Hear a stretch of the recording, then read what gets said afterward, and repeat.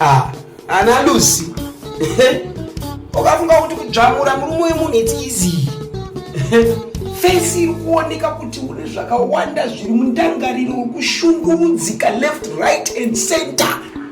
Pasaka pechinhu you destroyed someone's marriage. Yeah, the truth must be spoken, especially now the free agenda and school badar when you want to go back the aramba aboshadragiza. You understand? Yeah, it was wrong. Wakazia Sonia uchitenga mafeti kuku maskonzi zvima samusa zvimagwinya zva Sonia omboona paine gap rekuti ainyetseka oneko because every woman anoshare ma problems akatambudzika mumarriage tatakamborokawo tatoona zvaitinetsa taingoti ukanda uno munhu anenge angotiponzere we will share tikadai chiri kuita and you took advantage of that.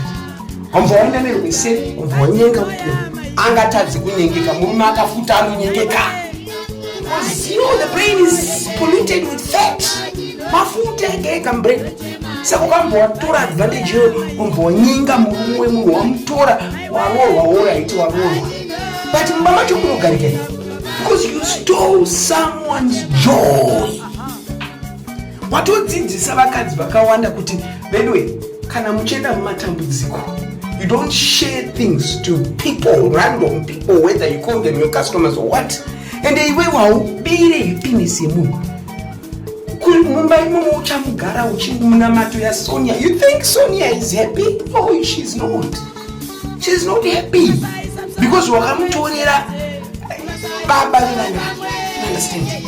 Sakari ganto muchemo dumari. What is happening? The streets are not easy. It's because of you. Uyu Sonia.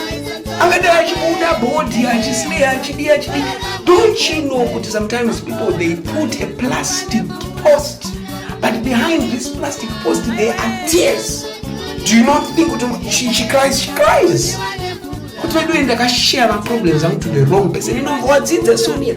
In your next marriage, don't just blabber everything. You don't know if that person is real or is got a hidden agenda or what. But we stand with you as a nation, as sisterhood. Wakatadza Lulu akakutorera murume wako because mesena weekend why you dana nevakadzi vani uchitoni varume vani maire mahure but no one should have destroyed your marriage. Kungozobudako pakazara vanhu uchiti ndakasiya weekend we know kana mai mwana hapana munhu chero marriage yakaipa sei munhu unongoda kuraramira vana vako. Yeah, you think it's easy every day waposta chino kuda kungoradza vanhu kuti body unosvika pakuneta ezvinoonenge uine stress ndingaposte izvi nenyaya yekuti hembe iyi yakamboonekwa ndikuda kuposta ndine hembe imwe chino. I understand and we are with you zvakwe Sonia wanzwa Sonjawero we are with you. Akatadza Lucy akakutorera murume wako and wakangoshayiwo my friends who would have just cancelled you kuti amai mwana issues like this imiramba yemuchingohura weekend ndaite zvanongeta muchingogarira. You think those people who have been married for 30-40 years it's joy? No.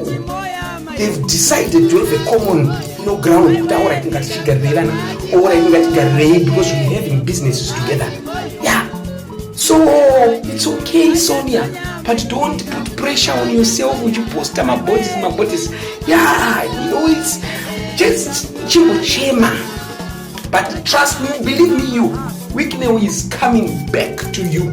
Wicknell is nothing without you. You build that guy. You walk back, so for an enemy to come and just take. No man.